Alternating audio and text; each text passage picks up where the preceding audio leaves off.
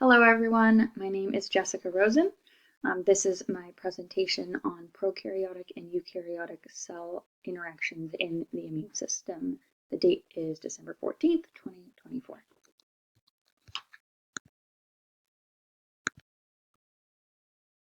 All right, so a properly functioning immune system is crucial for maintaining the health of all the organ systems and tissues that make up an organism. A successful immune response involves multiple steps.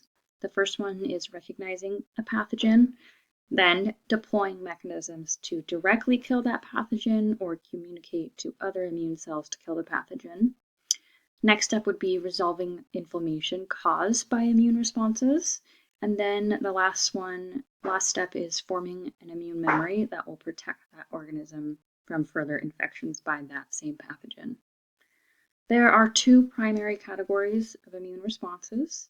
The first one is an innate immune response, and the second is an adaptive immune response. The innate immune response is responsible for the immediate response to a pathogen, and it is the first line of defense when it comes to the actions of the immune system. One type of cell that is crucial for implementing innate immune responses is a specialized type of white blood cell called a macrophage. This slide includes pictures of both a macrophage, which is the large cell, and a bacterial cell, the small one, and it includes their relative size differences. Both bacteria and macrophages can vary in size depending on where they're found in the body. Because of this, I have chosen just one example of size differences to depict in my illustration, but please keep in mind that there are a variety of different sized bacteria and white blood cells in an organism.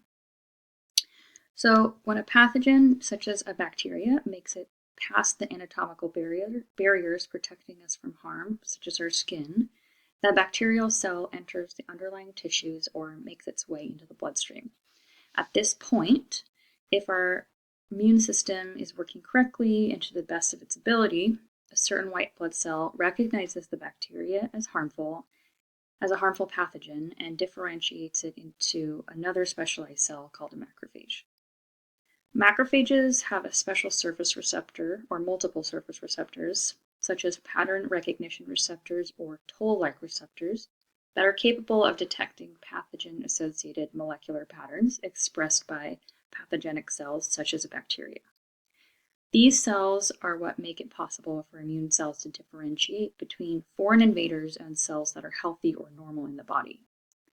After detecting a bacterial cell and coming into relatively close proximity to the bacteria, extensions of the macrophage's cell membrane, known as pseudopods, those purple spindly things coming off of the cell, they essentially reach out and grab the bacterial cell.